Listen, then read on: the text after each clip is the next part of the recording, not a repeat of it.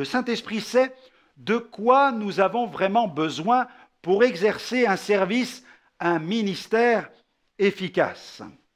Paul a fait cette déclaration dans Romains 8, 26.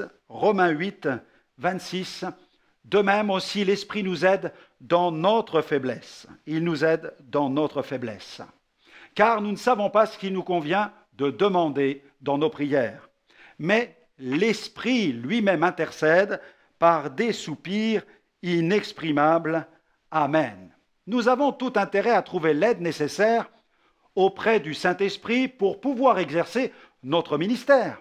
Il m'arrive souvent de parler avec des jeunes qui ressentent un appel au ministère et ne savent pas trop s'ils sont appelés à un ministère de pasteur ou même d'évangéliste.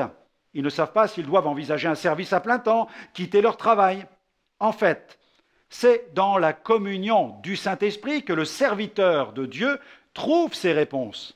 L'appel vient tout d'abord de Dieu. C'est lui qui appelle une personne pour tel ou tel service. Et il convient pour chacun de se placer devant sa face pour que le Saint-Esprit puisse l'amener à de véritables convictions, des convictions profondes.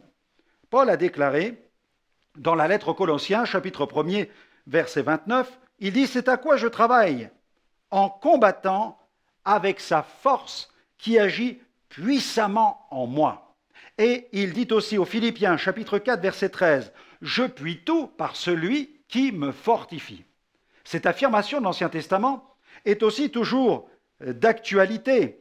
Dans Zacharie, chapitre 4, verset 6, « Ce n'est ni par la puissance, ni par la force, mais c'est par mon esprit, dit l'Éternel des armées. » Demandez au Seigneur la qualification.